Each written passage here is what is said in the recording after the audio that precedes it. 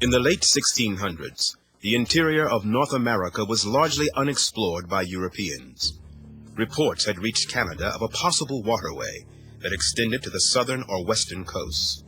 The waterway could, if reports were true, give the French in Canada the access that they needed to a warm water port. Louis Joliet and the Catholic priest, Jacques Marquette, set out to explore this great river, making observations as far south as present-day Arkansas.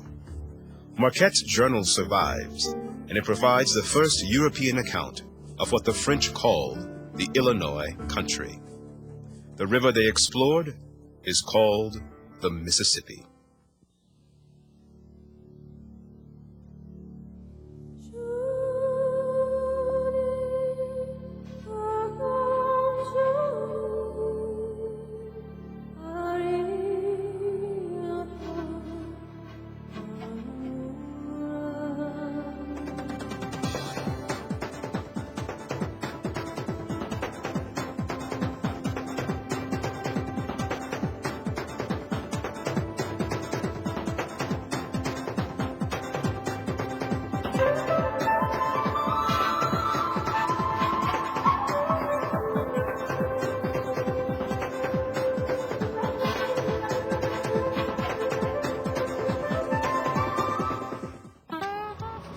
We're working our way up the Mississippi River right now on the CHV St. Genevieve Bulldog Ferry. It seems like easy going today, but can you imagine early settlers paddling their canoes across this great river?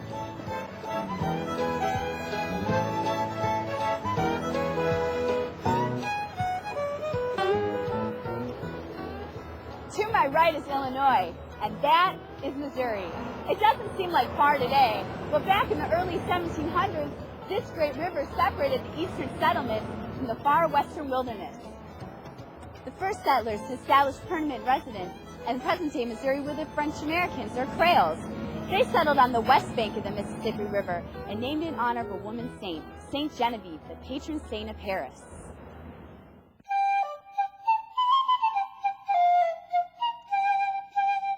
So what is joie de vivre? It means joy of life, and that feeling continues today. Come on, let's check it out.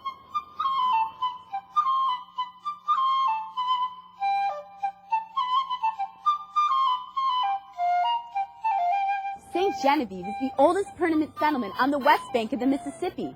In fact, by 1772, 700 people lived there, which at that time made it bigger than St. Louis.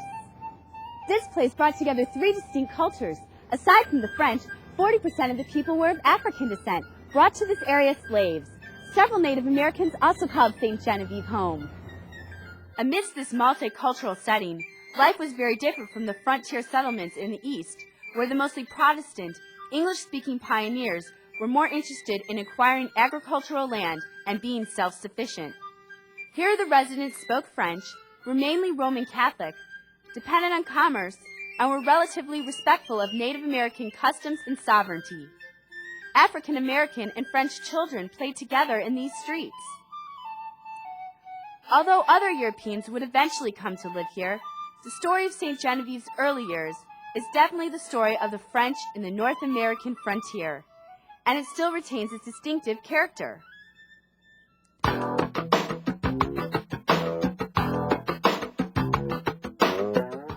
So why did they come here?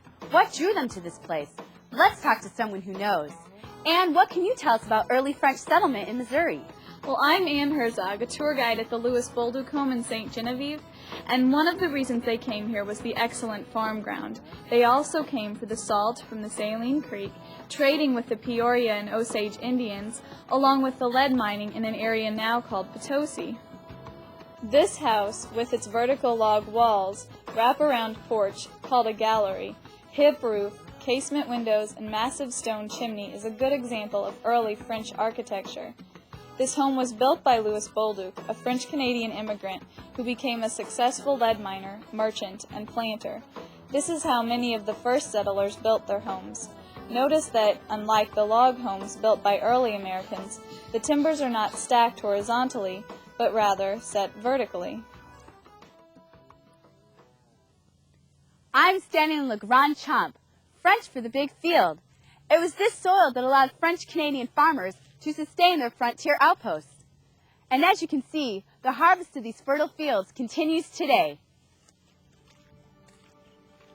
St. Genevieve was officially founded in 1750. In less than 20 years, what started off as a tiny settlement became a thriving town. But despite its success, French in Illinois called the upstart village misère, which means wretchedness or in want. Many people feared the uncertainties of life on the frontier, especially the chronic flooding that seemed to plague the river town of the West. Then, in 1762, territory west of the Mississippi transferred to Spanish rule.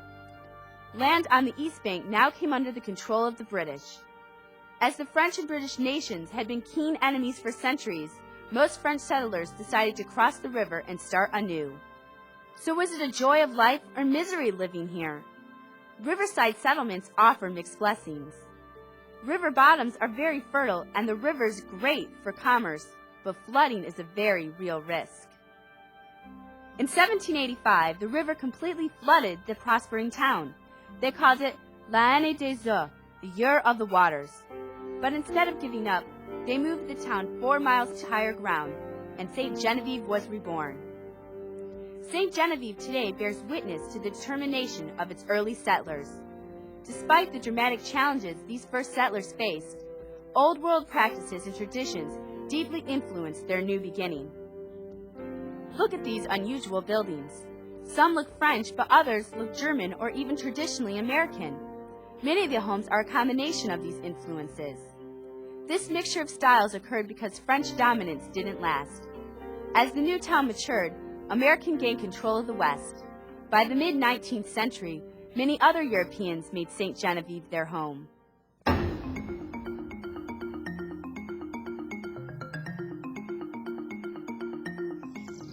In 1804, St. Genevieve became American territory.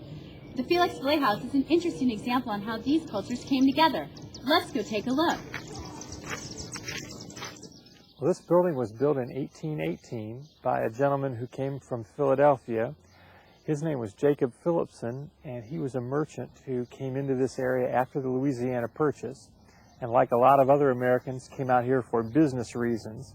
And he had this house built in a style that was very much like houses in Philadelphia, but it was in the midst of a French colonial settlement from the 1700s. He built it in a style today that we would call American Federal, but it was kind of a departure from the French houses that were here already. This house is a building that's divided into 2 sections, primarily for Jacob Phillipson's original use for the house. He was a merchant, so half the house was intended to be his mercantile store with shelves, counters, places to sell objects, and then the other half on the first floor was intended for his residence. And it contains a parlor and a dining room, and then the house has 2 bedrooms on the second floor for his family's use too. The Valet family bought the house from Jacob Phillipson in 1824, so Phillipson had only owned it for about 6 years. The Valet family was one of the very prominent French families here in St. Genevieve from the 1700s, and the young man who came to live in the house was Felix Valet, and he was born in 1800, so he kind of bridges the gap from the colonial period of St. Genevieve into this new American period. Many of the town's buildings were also built in the German fashion. German immigrants, like French and Americans, sought to keep their cultures alive in the frontier. These step-gabled houses and commercial buildings look like old-world German buildings. Sometime in the mid-1700s, French adventurers crossed the Mississippi River to settle into a land that we now call Missouri. They withstood the hardships of pioneer life, including tremendous flooding, adapted through Spanish and later American rule, and endured German and other immigrants that seemed to flock to the Western Territory. But through it all, this town retained a bit of France, both through name and in spirit. St. Genevieve, it's a part of your Missouri heritage.